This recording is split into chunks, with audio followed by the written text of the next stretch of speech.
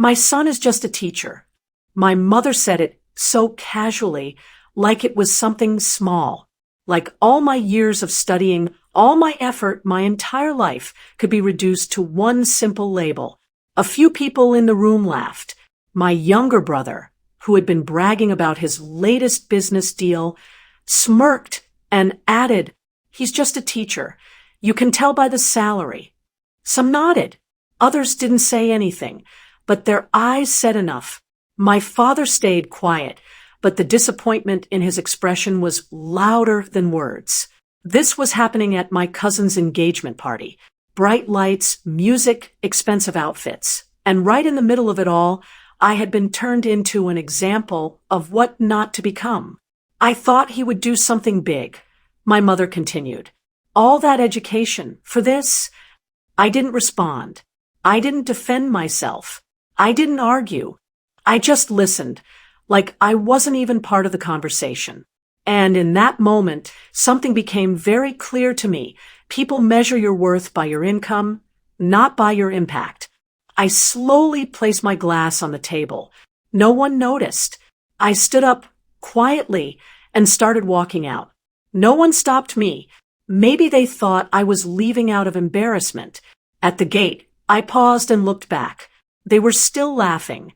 The party continued, as if my presence or absence meant nothing. I smiled slightly. That's when I understood the problem wasn't my job. The problem was their perspective. And maybe my mistake was that I had never tried to show them anything different. So I left. No anger. No complaints. Just a decision. I wouldn't prove anything to them. I would simply do my work. Silently, they thought they had already defined my worth. They had no idea I was about to redefine it. After that night, I stopped explaining myself. No arguments. No calls. No family gatherings. I just went back to my classroom. It was a small government school, cracked walls, broken desks, limited resources. But inside that room were students who had already been told they wouldn't become anything. I saw myself in them. So I changed the way I taught. Not just lessons, but belief. I started coming in earlier, staying later. I used my own money to buy books, charts, anything that could make learning feel real. I experimented with new methods, even when people around me said, "Why are you doing so much? Your salary won't change." I would just smile, because for the first time, I wasn't working for approval. I was working with purpose. Months turned into years. Slowly, things began to shift. Students who used to fail started passing, then topping. A few earned scholarships. Some became the first in their families to continue their education. People started noticing, first within the school, then across the district, then beyond. One afternoon, I received an official letter with a government seal. I read it once, then folded it and placed it in my drawer. I didn't tell anyone, because this was never about proving them wrong. Meanwhile, life at home wasn't as perfect as it used to look. My brother's business wasn't doing as well anymore. My father had retired and carried a quiet stress. And my mother, she still described me the same way. "He's a teacher," she would say, "nothing more." They still didn't know. And I didn't feel the need to tell them, because I had already stepped out of the version of myself they believed in. The day of the ceremony arrived. A large hall, officials, cameras, important names being called. I took a seat quietly among the audience. No one recognized me, and I preferred it that way, because while they were still thinking of me as just a teacher, I had already become something they could no longer measure. The governor stepped onto the stage as the hall settled into silence.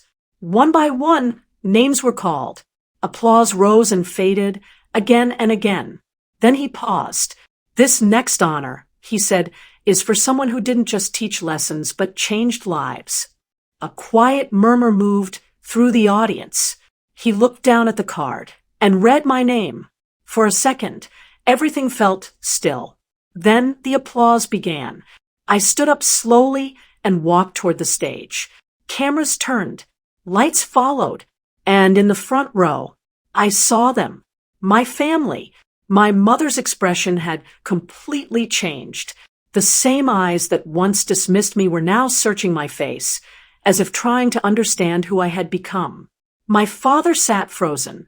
My brother looked away. The governor shook my hand firmly.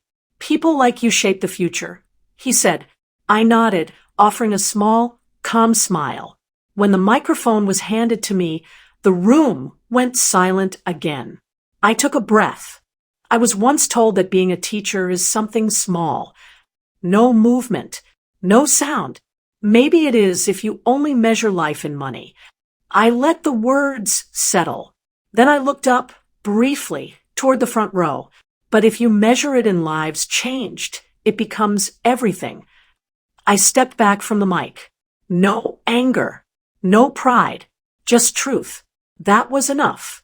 As I walked off the stage, I didn't wait for their reaction. I didn't need an apology, because this was never about proving them wrong. It was about becoming someone they could no longer define. They thought I was weak because I stayed quiet. They didn't realize I was just busy building something stronger than their opinions. Silence is not weakness. It's where real strength is built. The ceremony ended, but the silence around my family didn't. People gathered around me, officials, teachers, even strangers, shaking my hand, thanking me, asking questions. I answered politely, kept it brief, and moved forward. As I stepped outside the hall, I heard a familiar voice behind me. "Wait." I turned. It was my mother. For the first time, she didn't look certain of herself. No pride, no casual tone, just hesitation. "We didn't know," she said softly. I looked at her for a moment, not with anger, not with victory, just clarity. "You didn't try to know," I replied calmly. She lowered her eyes. My father stepped forward, his voice quieter than I had ever heard it. "You've done well." I nodded slightly. "Thank you." No long conversation, no emotional scene. Because some distances aren't created in one moment, and they don't disappear in one either. My brother didn't say anything. He just stood there, silent. For once, I checked the time and adjusted my sleeve. "I have a class tomorrow morning," I said. They looked surprised. "Yes," I added, a faint smile forming. "That's still what I do." And without waiting for a response, I walked away, not to escape them, but to return to what truly mattered. Because in the end, I didn't need them to understand my worth. I had already built it. Respect doesn't come from words. It comes from the life you quietly create. After that day, life returned to its quiet rhythm. I walked to my classroom each morning with the same purpose, teaching, guiding, shaping lives. No one needed to applaud, and no one needed to approve. Because real strength isn't in proving others wrong. It's in building something so meaningful that respect comes naturally. And every day, I quietly reminded myself, silence is the loudest power of all.